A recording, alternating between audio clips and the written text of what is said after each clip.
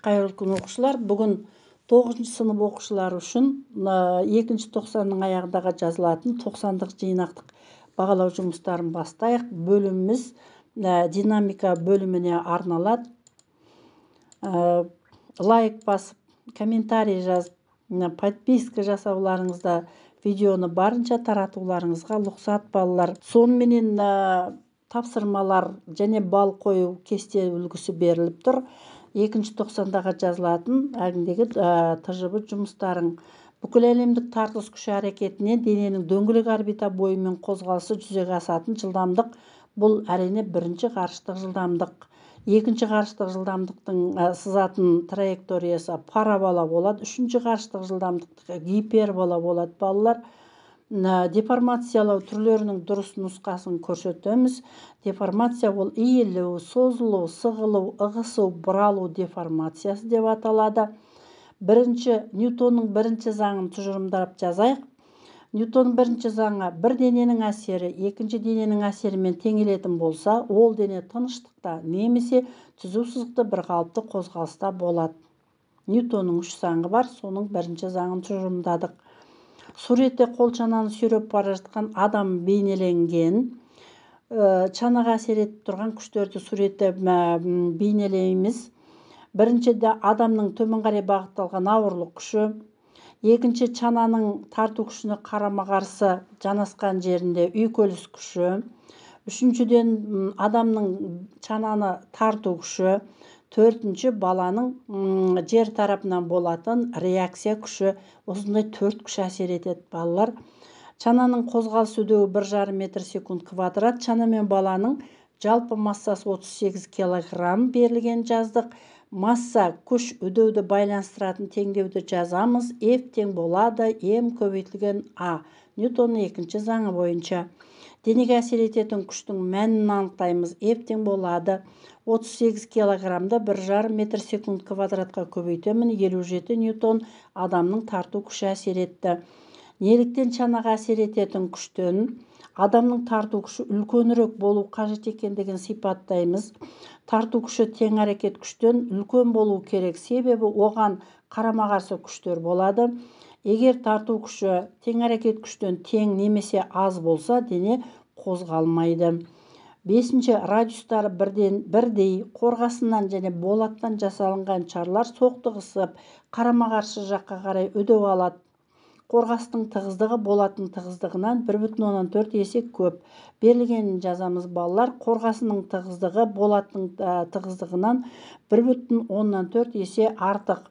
Ньютонның 3-ші заңы бойынша соқтығысқаннан кейін F1 тең болады минус F2 болады. Немесе Ньютонның 2-ші заңы бойынша олардың массалары үдеулеріне кері пропорционал А2-ның А1-ге қатынасы. Осыдан А2-ның А1-ге қатынасы тең болады. Енді А2 дегенім ол керісінше ρ2 В2 болады. Мына жерде ауысып тұр балалар. Енді мынаны А1-дің А2-ге қатынасы деп жазайық. Мынау 2, мынау 2, мынау 1 болады. Енді көлемдер бірдей болғандықтан көлемдер қысқар кетеді.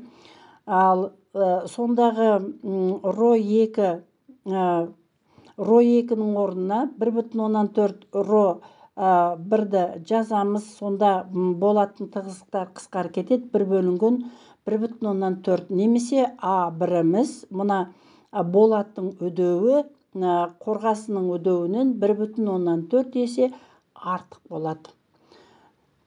6-шы күннің айнала қозғалған жердің айналу периоды т-ға тең. Қисық сызықты қозғалыс заңдылықтарын пайдаланып, күннің массасы мен төмендегі формулалардың берілетіндігін дәлелдеңіз. Мына формулалардың шығатындығын дәлелдейік балалар.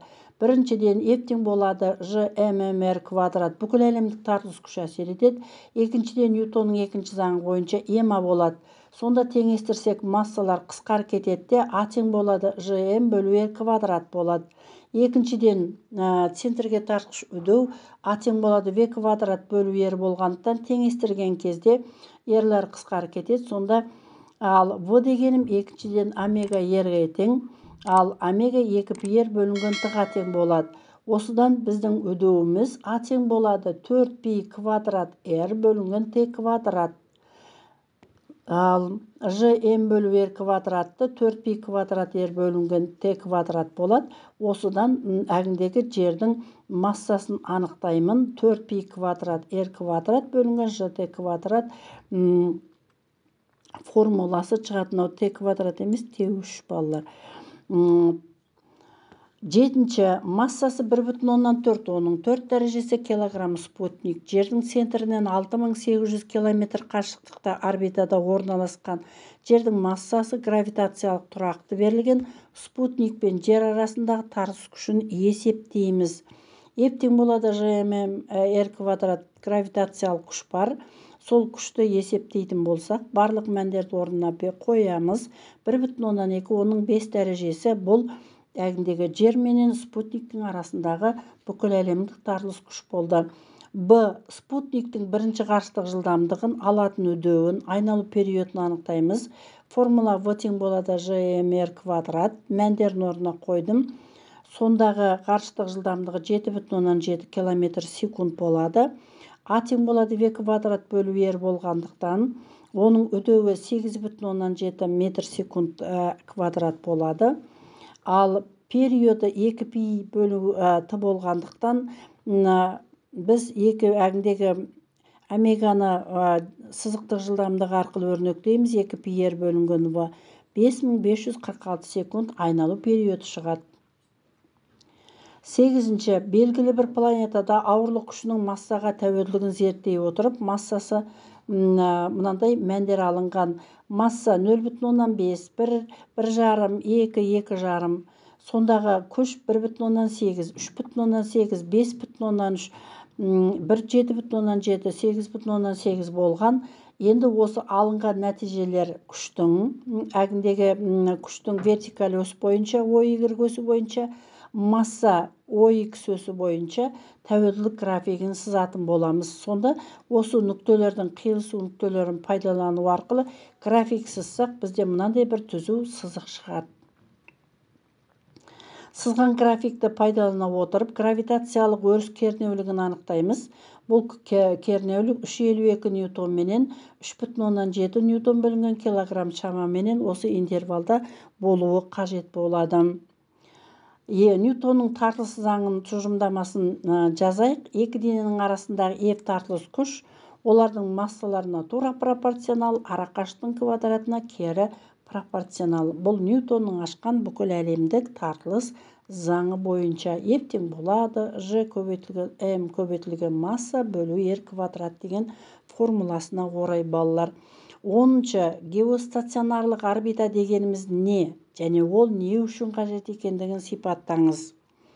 Геоцентрлік орбитада орналасқан нысандар жердің өзінің өсінен айналу жылдамдығына тең бұрыштық жылдамдықпен қозғалады. Сол себепті жасанды серіктер жермен салыстырғанда қозғалмағандай көрінеді. Геоцентрлік орбита геосинхронды орбитаның бір түрі болып табылады және жасанды серіктер орнату үшін қолданады балалар. Мысалы, гео деген жер деген сөз, осы жер орбитасынан тыс жерлер геостационарлық орбита деп аталынады. Ол бізге не үшін қажет екендігін түсіндірдік балалар. Міне сендерге осындай тапсырма берілген 9-шы сыныптың аяғындағы жазылатын TŽБ тапсырмаларың бойынша динамика және Ньютонның заңдары бойынша бүкіл әлемдік тартылыс заңы бойынша жазылған 90-дық жиынтық бағалау жұмыстарың осындай мәтінменен келуі мүмкін. Сондықтан осы видеоны толығымен қарап, түсініп, формулаларды қолданып, үйреніп алуларыңа болады. 90-ның аяғындағы жазылатын әрине жиынтық әгіндегі TŽБ жұмыстарың сендердің 90-дық бағаларыңа 50% әсер ететіндігін белгілі. Сондықтан 90-ның аяғында өте сәттілік тілеймін. Назарларыңа рахмет. 90-ды өте жақсы аяқтауларыңа тілектеспін балалар. Сәттілік болсын. Назарларыңа рахмет.